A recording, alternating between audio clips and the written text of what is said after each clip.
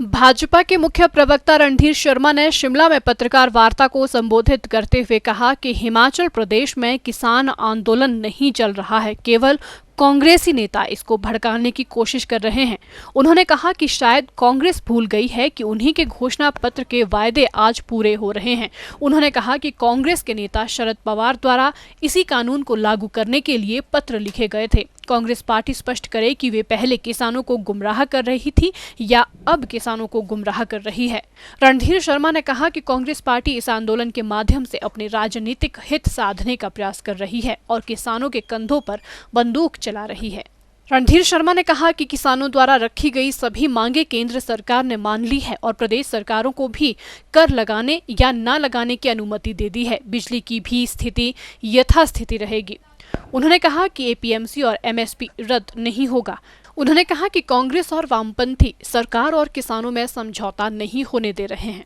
रणधीर शर्मा ने कहा कि वामपंथी दल मोदी सरकार की लोकप्रियता से भयभीत हो गए हैं और सरकार की छवि अंतर्राष्ट्रीय स्तर पर बिगाड़ने की कोशिश कर रहे हैं। उन्होंने कहा कि आंदोलन के माध्यम से विपक्षी दल अपनी राजनीतिक रोटियां सेक रहे हैं।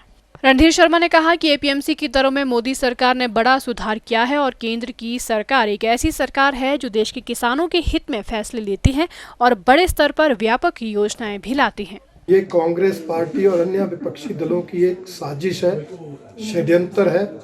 इस देश के सबसे लोकप्रिय नेता आदरणीय प्रधानमंत्री श्री नरेंद्र मोदी जी की छवि को खराब करने की, केंद्र सरकार को बदनाम करने की साजिश का एक हिस्सा है। क्योंकि जिन विधेयकों की बात हो रही है वो विधेयक किसानों के हित में है। उन विधेयकों से कांग्रेस किसानों को विकल्प मिलेंगे कि वो एपीएमसी के बाहर जाकर भी अपना उत्पाद बेच सकते हैं, जहां उचित कीमत मिले वहां बेच सकते हैं। इसलिए किसानों को इससे कोई दिक्कत नहीं होने वाली है। कॉन्ट्रैक्ट फार्मिंग में भी जो किसानों को दिक्कतें आती थी उनको दूर करने का ही प्रावधान इन बिलों में किया गया है। इसलिए कुल मिलाकर ये सभी बिल किसानों के हित में है।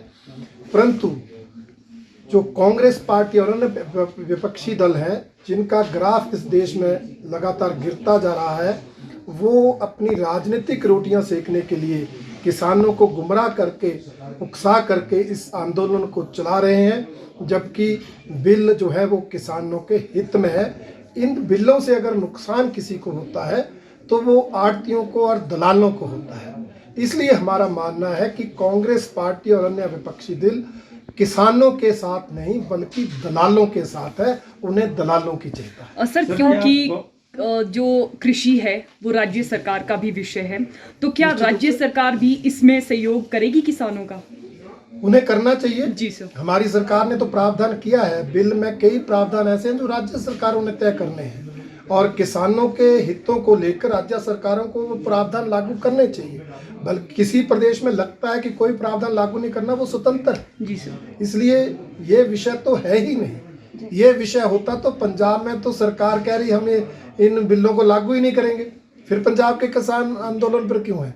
इसलिए मैंने कहा कि वो किसानों का आंदोलन नहीं है, वो दलालों का आंदोलन है। या उस आंदोलन में कुछ ऐसे तत्व शामिल हैं जो इस सरकार की, प्रधानमंत्री नरेंद्र मोदी जी की छवि खराब करने में लगे हैं। और आपने देखा है, फोटोज में देखा, वीडियोस में देखा होगा कि कई ऐसे लोग हैं जो सीएए के खिलाफ जो शाहीन बाग का आंदोलन था उसमें भी शामिल थे, इसमें भी शामिल है। वही नारे लग रहे हैं जो उस आंदोलन में लग रहे थे, यहाँ भी लग रहे हैं। बल्कि यहाँ तो बिल्कुल देश विरोधी नारे लग रहे हैं। इसलिए मैंने कहा ये साजिश है, षड्यंत्र है और इसके खिलाफ लड़ाई लड़ने का फैसला भारतीय जनता पार्टी ने किया है कि हम इन बिलों की वास्तविक स्थिति जो है वो किसानों को बताएंगे। हमारा किसान मोर्चा किसानों के बीच जाकर सम्मेलन कर, रैलियां कर उनको जानकारी देगा।